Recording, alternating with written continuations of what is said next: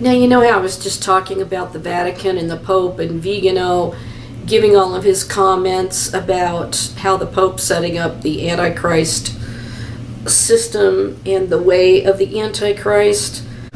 And not only did I discuss with you my belief that the climate change agenda is behind the mask-wearing agenda, which causes you, and it was reported that it's not good for children to wear the masks because they're breathing in so many carbons back into their lungs. And that's when it dawned on me that this has to do with climate change and how that's going to be the takeover of the beast system. And so you're breathing, they don't want your carbons to go into the air, they want you to suck back in what you've just breathed out. And also the extinction of toilet paper back when it all came to pass, because they wanted us to just use one square of toilet paper, and then they took all the toilet paper away. So now we've got two articles in Breitbart News that I want to discuss. This one's titled, Vatican Foreign Minister Calls for Fiscal Redistribution to Fight Inequality. And of course, when you hear the word redistribution, you associate it with the socialist agenda. The article is Rome, Italy. This was written by Thomas D. Williams, PhD, October 8th, 2021. Rome, Italy. Vatican Foreign Minister Archbishop Paul Gallagher has called for increased redistribution as a necessary means of overcoming economic inequality, the Catholic News Service reported Wednesday. In his address before a high-level UN meeting on inequality and prosperity, Archbishop Gallagher asserted that fighting rampant inequality cannot be achieved without fiscal redistribution and increasing the progressiveness of income taxation schedules. Better taxation can redistribute a portion of the rents accruing to big corporations and help build up tax bases, especially in developing countries, he declared. The Archbishop also noted how the global coronavirus pandemic has slowed humanity's progressive elimination of extreme poverty. The World Bank, for instance, has estimated the pandemic drove an additional 97 million people into extreme poverty in 2020. And wasn't that their plan all along? As wages have decreased, millions of individuals have been plunged into poverty, and this has set back poverty reduction targets by nearly a decade, Gallagher said, adding that those already in vulnerable situations were disproportionately affected by its fallout.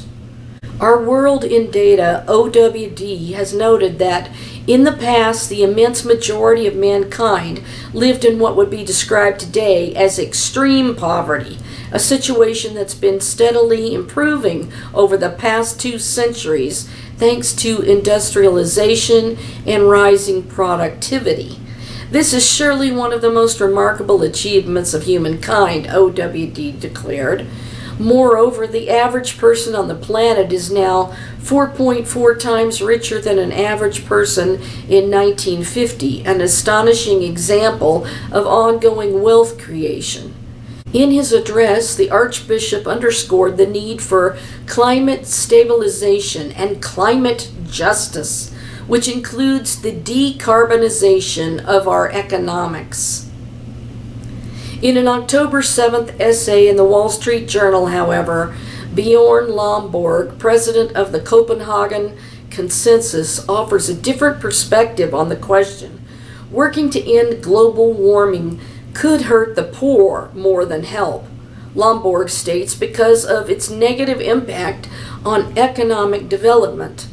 Malnutrition deaths have declined dramatically over the past 3 decades and will continue to drop rapidly over the next 3, Lombard notes, a phenomenon overwhelmingly driven by economic growth.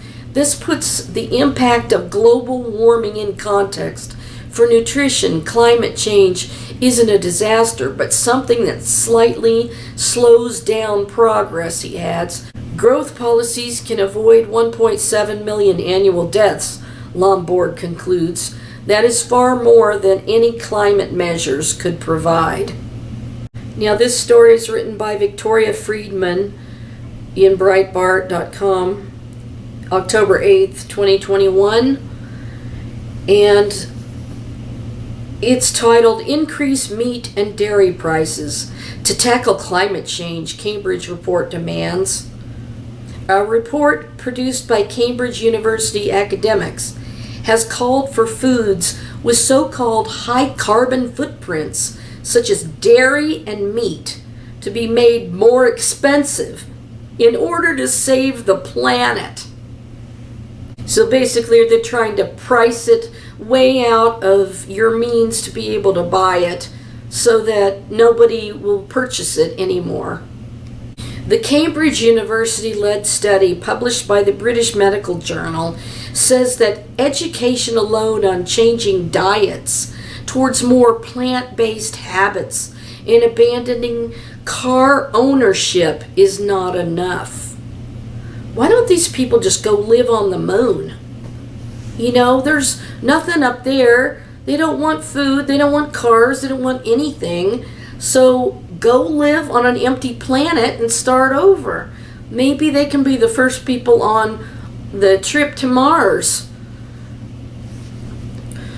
Ugh, don't get me started.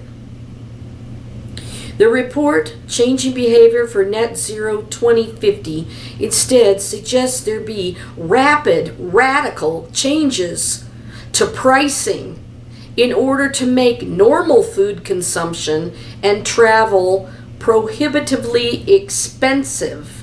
Interventions that decrease the affordability of unhealthy, unsustainable options and increase the affordability of healthier, sustainable options would also help change public behavior, the report said, including using taxes and other price-based mechanisms to reflect the emissions associated with different products and activities. You know, these people are like some mean school marm with a ruler that's going to slap down the public if they even eat meat or they want to drink dairy or have whipped cream in their coffee. And these people just need to go live on another empty planet where they don't have to worry about anything except nothing, because nothing will be there for them to enjoy. They ought to get on one of those spaceships that were just sent up to the stratosphere and take off and go there. It goes on to say, increase prices of carbon-intense foods, including processed and red meat, dairy products, and ultra-processed foods, and reduce prices of low-processed and plant-based foods, the report advised, while saying that package sizes and portions for meat, dairy, and other energy-dense foods should also be reduced. So they don't want us to have energy and the proteins that we need to sustain our lives on these foods. And also, for somebody who's diabetic, having a high good fat content diet is important for them.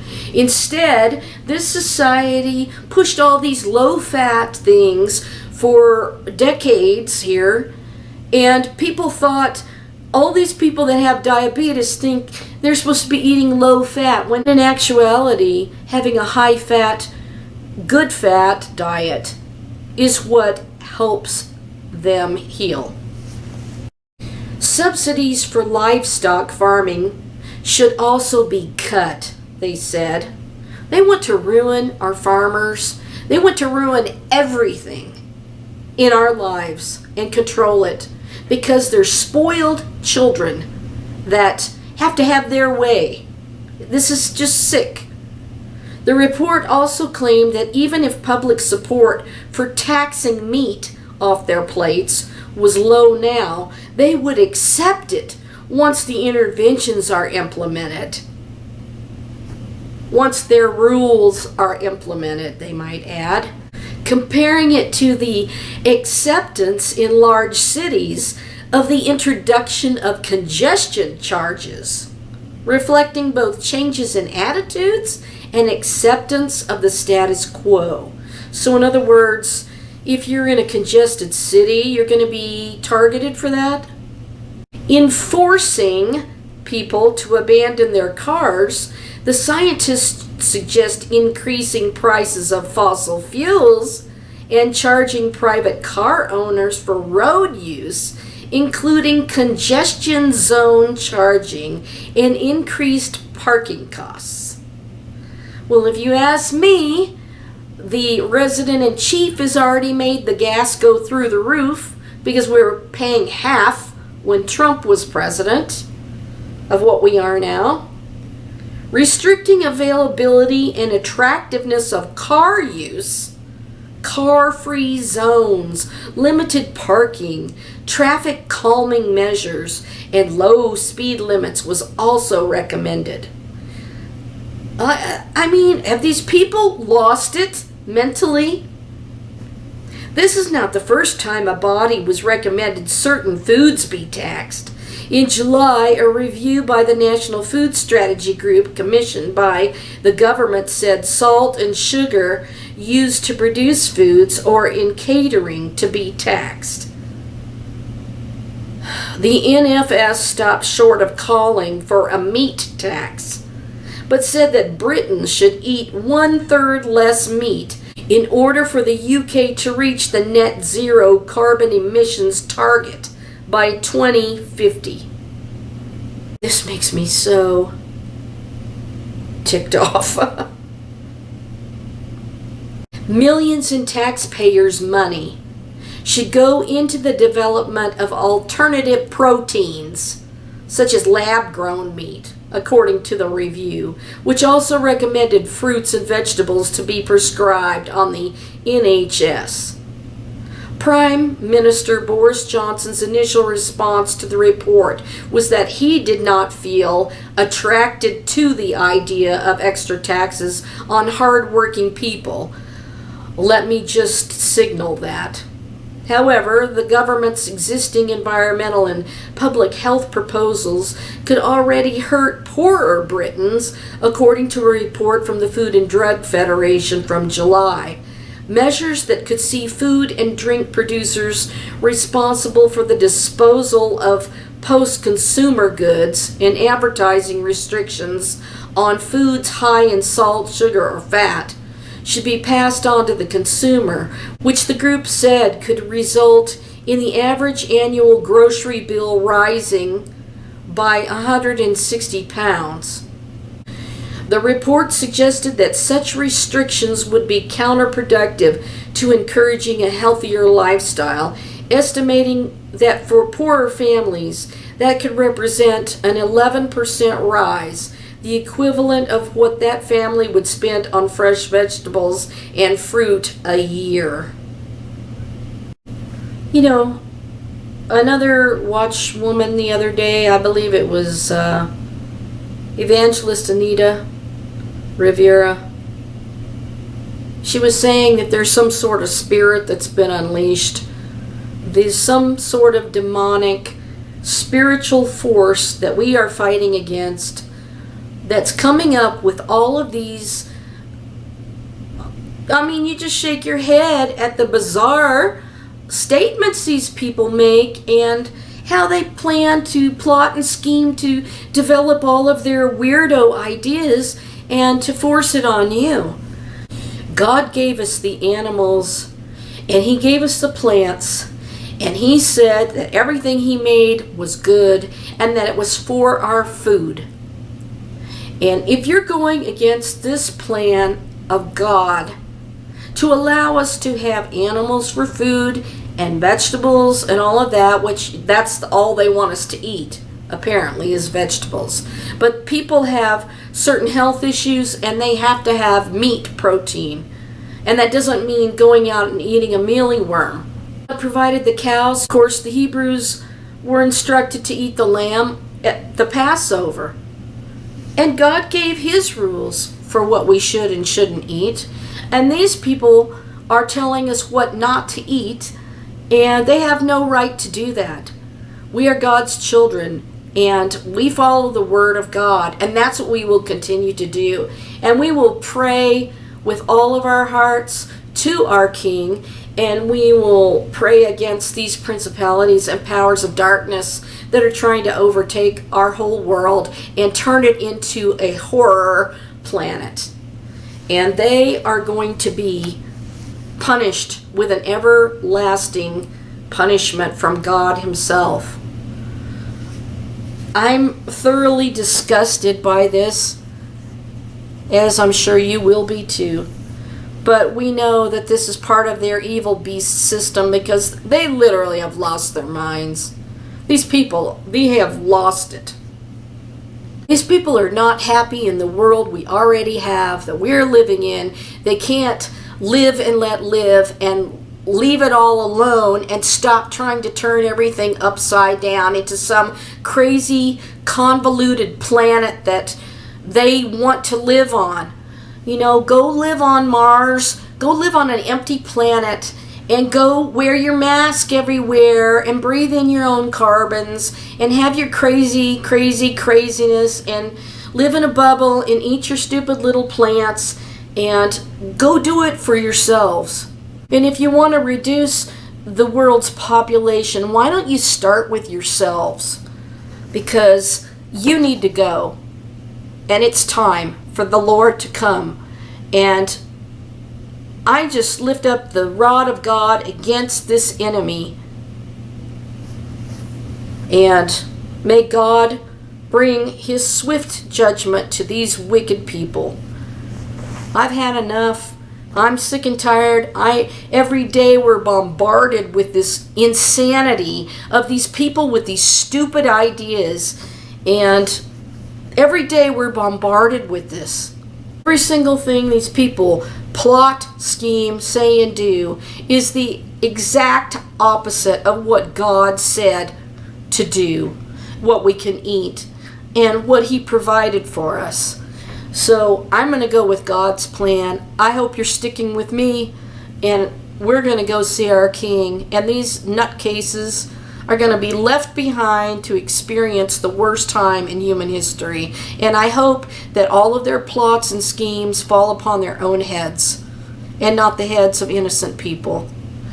So with that, I guess I'll wish you a good night, and we're just going to keep our mind and focus on what God says in his word. And it's just a diabolical plot from hell. And it gets worse and worse by the day. And we patiently call upon the Lord to come get us. So I will talk to you later. Please give me a thumbs up. Please support this channel by subscribing.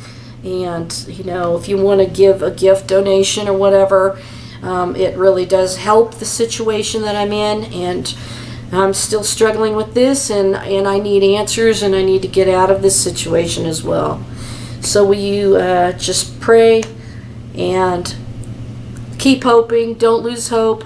My mother told me before she died to never, ever lose my faith in Jesus, in God, the Holy Spirit. And she said, and left a note that we are redeemed by the blood of the Lamb, taken out of the hands of the enemy and placed in the hands of God.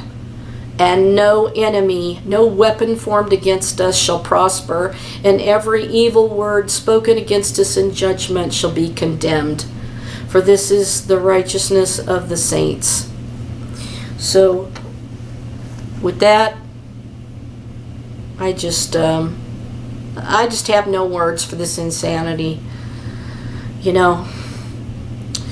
So hold on.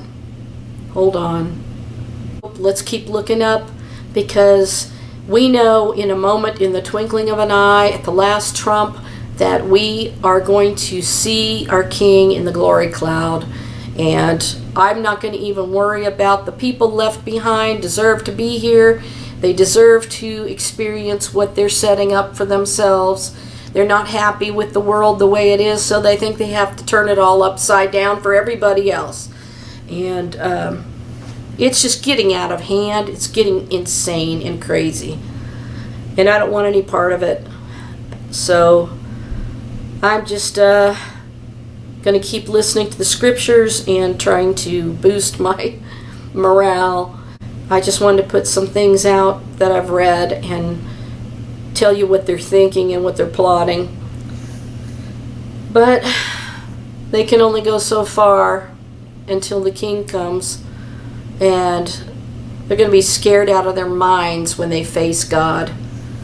So, with that, I'll talk to you later.